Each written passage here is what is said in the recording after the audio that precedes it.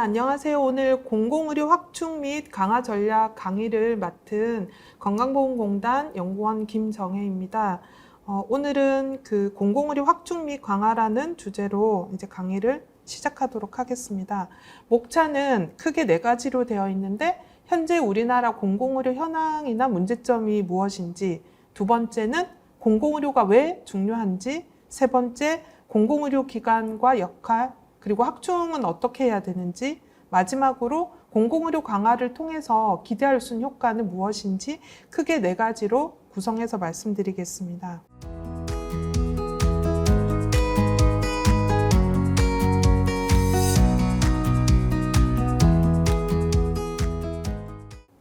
첫 번째 공공의료 현황 및 문제점을 말씀드리겠습니다. 먼저 말씀드리기 전에 공공의료에 대한 법적 정의를 먼저 말씀드리면, 국가, 지방자치단체 및 보건의료기관이 국민의 보편적 의료 이용을 보장하고 건강을 보호 증진하는 모든 활동으로 되어 있어서 이제 그 국가적으로 공공보건의료기관이라는 것은 여전히 법적으로 되어 있지만, 최근에 공공의료 법률 개정으로 이런 공공의료 사업을 하는 민간의료 기관까지 다 공공의료 범위에 들어가는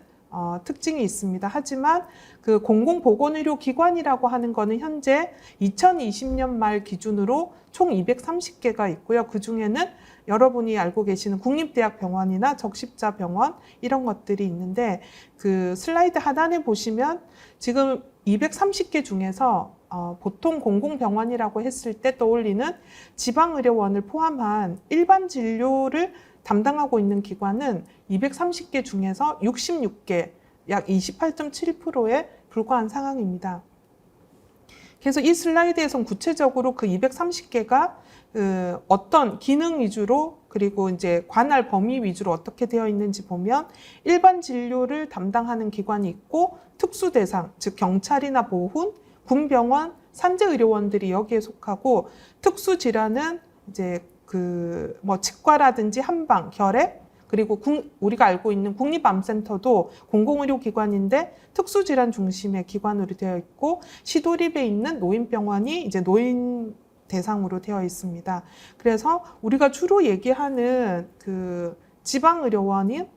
일반 진료 중심의 기초자치단체 별로 관할하게 하는 기관이라고 보시면 되고, 오늘의 주가 되는 강의 내용의 대상은 이 지방의료원이라고 생각하시는 게 좋을 것 같습니다. 우리나라 공공의료 현황이 어떻게 되냐, 앞서 제가 2020년 말 기준으로 230개가 있다고 말씀드렸는데, 그걸 병상 기준으로 비율을 봤을 때 전체 병원급 이상 병상의 10.3%로 되어 있고, 근데 OECD 평균은 71.6%인데 거기에 비해서 굉장히 열악하다고 보실 수 있습니다. 그러면은 아마 그 대부분이 그렇게 말씀하실 것 같은데요. 다른 나라는 국가가 조세로 운영하는 기관이기 때문에 당연히 공공의료기관이 많지 않을 거냐라고 의문을 제기하실 것 같은데, 그래서 비교 나라를 이제 건강보험, 우리나라처럼 사회보험 형태로 의료보장을 하고 있는 대만, 일본, 미국, 독일, 프랑스를 보면, 가장 우리가 그 민간 중심으로 움직인다고 하는 미국조차도 거의 그 병상 기준으로 23%, 그리고 프랑스는 거의 44.7%로 우리나라가 가장 열악한 상황입니다. 그러면은 지금 우리나라 공공병원의 상당수가 어떤 기능을 하고 있냐 봤을 때 대부분 열악한 중소병원을 갖고 있는데, 이제 앞에서 본 230개를 종별로 상급종합, 종합병원, 병원, 그다음에 요양병원, 의원 이렇게 구분해 봤을 때, 이 그래프에서 나타내고자 하는 핵심은 주로 지방의료원이 포진하고 있는 병원급이나 이제 종합병원급의 이 주황색이 어디냐면은 100에서 300병상 규모거든요. 그래서 대부분 국립대학이나 이렇게 큰 병원 빼고 지자체별로 가지고 있는 그 지방의료원이 대부분이 규모가 열악한 300병상 미만이 대부분을 차지하고 있다는 상황을 보실 수 있습니다.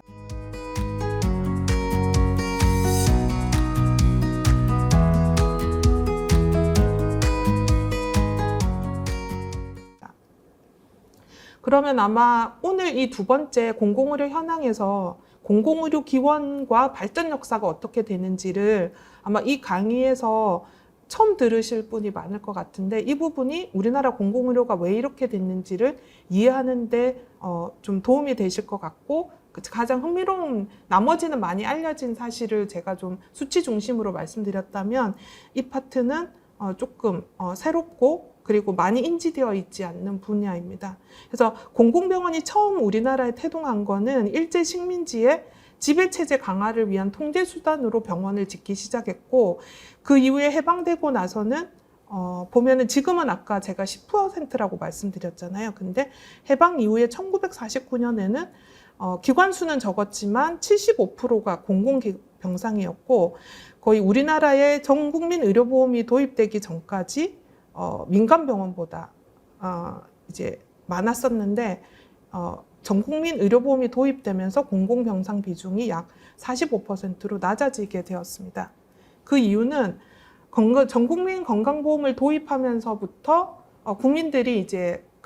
의료 서비스에 대한 가격 장벽이 내려가다 보니까 의료보험에 대한 수요는 급증하게 되었지만, 그거를 감당할 수 있는 그 병원을 국가가 담당하기에는 그때는 경제발전 위주였고, 그리고 국가 자체가 이거에 대한 계획에 대한 의지가 없다 보니까 정부의 의료 공급 역량은 부족했고, 공공병원 확충의 노력과 의지까지 없다 보니까 주로 이런 수요가 폭증하는 의료보험 도입과 전국민 의료보험이 실시된 1989년에 이러한 것들을 다 민간에게 맡길 수밖에 없었던 상황이 있었고, 그래서 결론적으로는 지금 이 상황,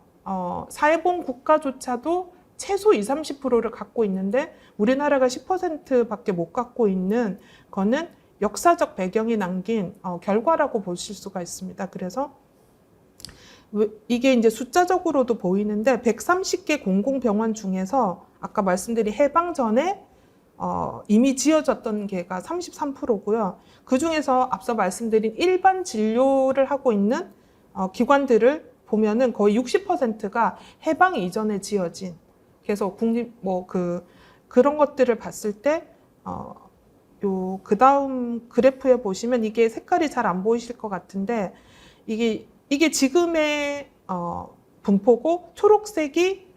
하이라이트 된 게 해방 전에 지어진 거고, 보라색이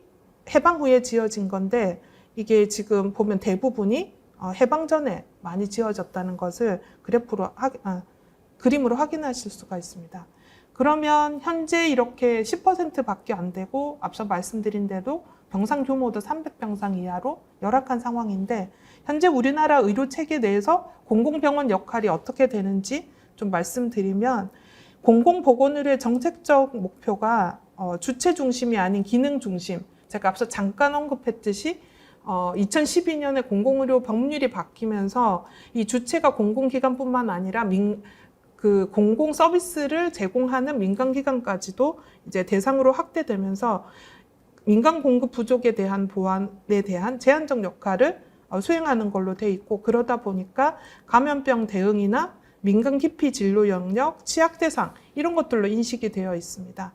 그러다 보니까 공공의료 전달 체계 내에서는 이 주요 기관의 공공이 선도적 역할을 하는 게 정상적인데, 선도적 역할을 하지 못하고 역량이 부족한 상황으로 되어 있습니다. 그래서 이제 공공병원의 컨트롤 타워라고 볼 수 있는 국립중앙의료원도 부지나 인력 부족 등으로 중앙병원 및 컨트롤 타워 역할이 제한되어 있고, 국립대 같은 경우에는 민간 사립대학이랑 비슷한, 그래서 일반 시민들을 조사했을 때도 공공기관이라는 이미지가 좀 적은, 그래서 지역의 공공의료 생태계 지원이나 상생에 관심이 상대적으로 부족하고, 그 다음에 이제 공공병원이라고 인식되어 있는 지역 거점 공공병원, 여기에는 지방의료원하고 적십자가 포함되어 있는데, 낙후된 시설이나 인력 부족 등으로 의료 서비스 수준이 낮아서 지역 거점 의료기관으로서의 경쟁력이 미흡하고, 그러다 보니까 공공과 민간의 자원 간 연계, 그리고 협력을 해야 시너지가 나고 있는데, 그러한 역할들이 많이 제한되어 있는 게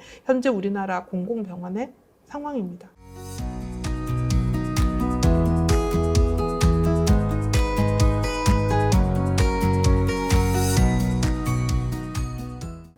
그래서 두 번째, 그럼 이렇게 공공병원이 열악한데 그게 뭐 문제냐? 민간이 충분히 공급되어 있는데 그런 아마 의문을 제일 많이 제기하시고 그게 제일 도전적인 이슈인 것 같습니다. 근데 우리나라 의료 체계가 가진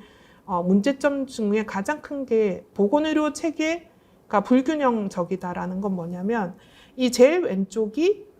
필요한 정도라고 보시면 이게 삼각형인데 서비스나 거기에 이루어지는 시설이나 인력은 이 삼각형이 아니라 시설은 거의 이 밑에 의원부터 위에 병원까지 거의 다 과잉으로 되어 있고 인력은 이 상급 종합 그리고 위로 갈수록 몰려 있는 그래서 이 필요도에서 이분하게 분포되어 있는 게 아니라 시설과 인력이 맞지 않고 불균등한 지역 분포 그러다 보니까 의료의 질이나 환자 안전, 노동 강도, 의료 사고 등 이런 지표들이 악화되어 있습니다. 그래서 이런 필요 기반 서비스, 시설 인력 공급 체계가 마련되고 서비스 자원 구성이 단계화가 필요하다고 볼 수가 있고요. 두 번째는 앞선 문제와 이제 하는데 병상 수요와 공급의 불일치. 여기에 보면은 이제 최근에 저희 그 박수경 박사님이 연구한 거를 배경으로 이제 좀 추계를 해보면 우리나라가 전체 병상 과잉이라는 건 아마 누구도 다 알고 계시겠지만 이거를 필요한 분야별로 이제 구분해서 보면 300병상 이상 종합병원은 이 파란색이 필요한 거고 주황색이 현재 공급인데 오히려 종합병원은 부족한 상황이고 밑에 300병상 미만은 필요한 것보다 많이 과잉된 상태고 재활은 모자라고 특히 가장 잘 알고 계시는 요양병원은 필요한 것보다 거의 2배 정도가 더 되어 있어서 민간 병원이 공급 과잉이어서 공공은 더 이상 필요하지 않다가 아니라 필요한 영역별로 봤을 때는 과잉인 거와 어떤 데는 과소. 그래서 사실 요 300병상 이상 종합병원이 공공의료가 가장 필요한 영역이라고 말할 수 있을 것 같습니다. 그리고 제가 앞서 잠깐 말씀드렸던 대로 우리나라의 병원의 가장 문제가 보통 외국에는 의원과 병원이 철저히 분리되어 있고 그 병원은 입원 위주로 하다 보니까 기본 300병상 병상 이하가 잘 없는데 우리나라는 대부분의 기관이 300병상 이상에 집중되어 있어서 이러한 중소병원이 많이 생기면서 의료의 질이라든지 전달 체계의 확립을 좀 혼란을 일으키고 있다고 볼 수 있습니다. 그러면 이러한 의료 전달 체계 문제가 공공성이랑 왜 관련이 있냐? 이런 근본적인 문제의 다 근원은 공공성이 부족한 문제로 발생하는 거라고 볼 수가 있습니다. 그 이유는 앞서 잠깐 언급했듯이 서구의 민간 병원은 대부분 실질적으로 비영리고 한국은 비영리라고 하지만 거의 영리 병원의 속성을 가진 기관이 많고 그다음에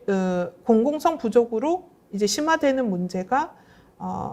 표준 진료나 적정 진료가 이제 공공병원이 많이 없다 보니까 기준이 부재되어 있고 그러다 보니까 민간 병원에 영향력을 미칠 수 있는 일단은 숫자적으로도 약하고 그리고 공공병원이 민간을 압도할 수 있는 그 역량이 없다 보니까 이런 것들이 더 과도화되고 그다음에 민간 병원은 사실 행위별 수가에서는 치료 증식물로 움직일 수밖에 없다 보니까 질병 관리가 취약하고 그래서 보통 질병 관리는 보건소나 저희 공단을 통해서 이제 그 병원에서 이루어져야 되는데 그런 협조 가능한 병원이 없고 그리고 만성질환이나 신종감염병, 응급의료 등 대처 능력이 부족하고 그리고 이제 복지부에서도 어떤 앞으로의 정책을 필요한 테스트베드 역할도 복지부가 가지고 있는 공공병원이 많이 없다 보니까 이런 것들이 다 민간에 의존하게 되고 그러다 보니까 비용을 많이 그리고 무조건 수가를 많이 올려줘야지 할 수 있다. 내진 이런 것들이 문제가 되고 있습니다. 그래서 핵심은 우리나라가 가지고 있는 공급 체계라든지 서비스 편차, 질 저하 이런 공급 문제들이 다 근본적인 그 밑바탕에는 공공성이 부족한 것으로 인한 것을 알 수가 있습니다.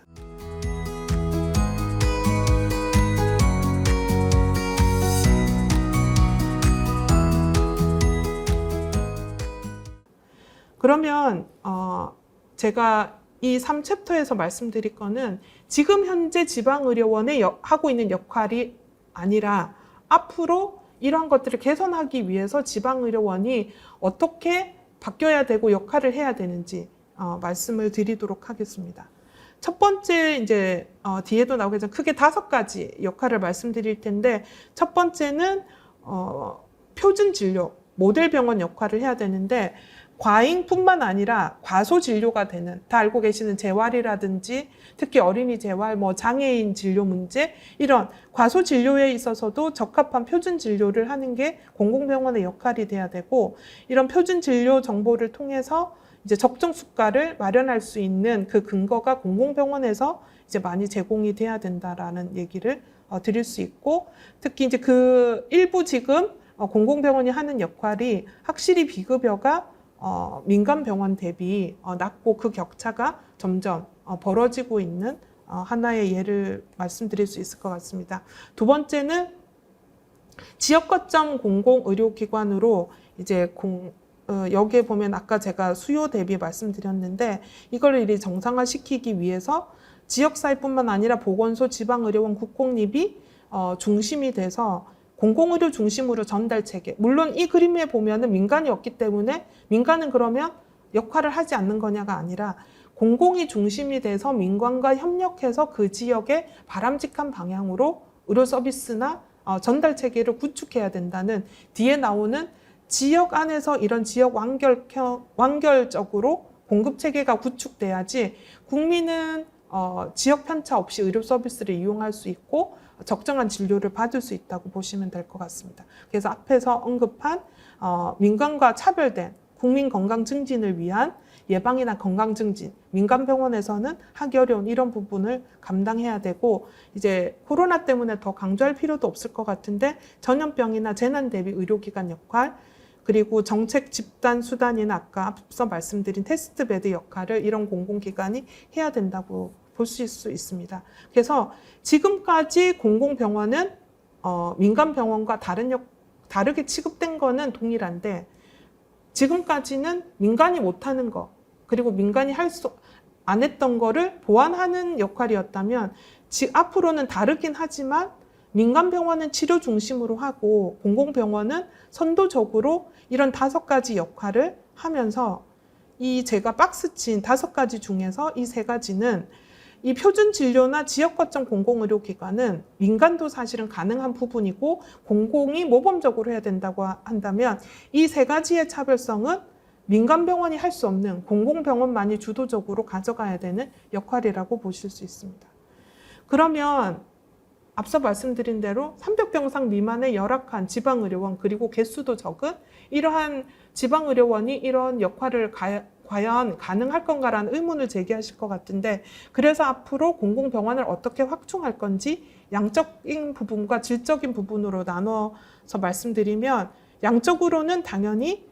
시도별로 300병상 이상 규모를 만들어야 되고, 지역에서 민간 병원들에게 영향을 미칠 정도로 충분히 이제 확충되는 것들이 필요하고요. 거기에 대해서 이제 중요한 전략은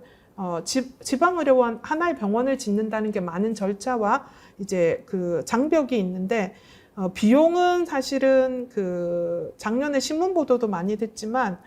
고속도로 몇 킬로 까는 돈으로 지방의료원 하나를 설립할 수 있거든요. 그만큼 돈이 없어서 지방의료원을 못 짓는다라고 보긴 힘들고, 사실 그 예비 타당성이라고 경제성 평가가 좀 메인인 이 예타를 거쳐야 되는데, 지방의료원이 워낙 그 다른 민간과 다르게 이런 수요가 충분히 발생하지 못하는 지역들이 많다 보니까 경제성 위주로 하는데, 요거는 지금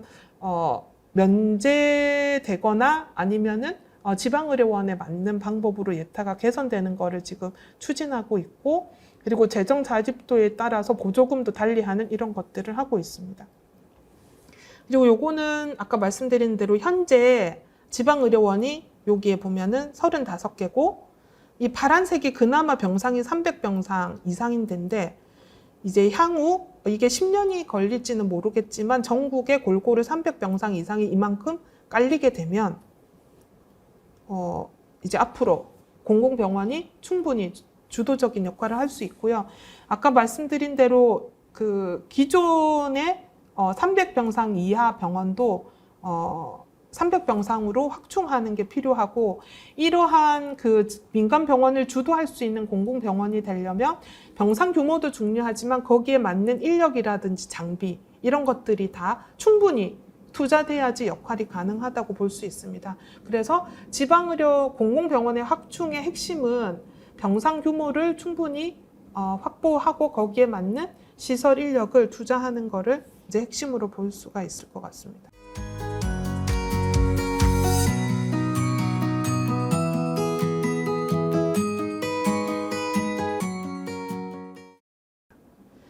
그래서 마지막으로 공공의료를 이렇게 확대했을 때 기대 효과가 뭐냐라고 했을 때 이제 요게 핵심 슬라이드가 될 것 같은데, 앞서 말씀드린 대로 지역 안에서 완성될 수 있는 의료와 방역 체계를 구축한다. 그래서 기본적인 진료, 필수 서비스뿐만 아니라 장애인 진료, 산부인과, 방역, 재활의료 등 기본적인 것뿐만 아니라 과소 진료되고 있는 부분에 다양한 기능을 수행할 수 있고, 지금 다 전국적으로 작년부터 논의되고 있는 지역사회 통합 돌봄의 그 지역의 원격 의료 그리고 4차 산업혁명으로 확장되는 이러한 역할을 할 수가 있습니다. 그리고 여러 번 언급했듯이 복지부의 정책 수단이 획기적으로 강화되면 전국에 35개에서 약 100개가 깔리게 되면 복지부가 할 수 있는 역량들이 굉장히 많이 강화되고 여러 가지 할 수 없던 문제들이 많이 풀릴 수 있을 거로 보고, 마지막으로는 인구가 사실 적은 지역에 보통 지방 소멸 얘기 많이 하고 있는데, 거기에 계속 그런 이유는 교육과 의료가 뒷받침되지 않으면 인구는 나오게 되어 있거든요. 근데 오히려 그런 도시에 역차별적으로 좋은 병원을 설립해서 인구 유입 효과까지도 지방 어려움이 깔리면 오히려 더 좋은 병원을 지어줘서 거기에 인구가 더 활성화되는 효과를 나타낼 수 있을 걸로 봅니다. 그래서 이거는 참고적으로 아까 말씀드린 부분에 대한 얘기를 조금 더 구체화한 거고요. 그래서 오늘 강의는 이것으로 이제 짧게 마무리되었는데, 핵심은 지금까지 공공병원은 굉장히 제한적인 역할을 했지만 앞으로 국민들에게 적정한 의료 서비스를 제공하고, 그리고 어디에 있든 필수 의료 서비스는 받을 수 있는 건강권을 회복하고 좋은 공급자를 가지기 위해서는 지금보다 공공병원이 확충하는 게 국민의 건강과 건전한 건강보험 제도를 운영하는 데 가장 핵심이 되는 분야라는 것을 마지막으로 강조드리겠습니다. 이상입니다. 감사합니다.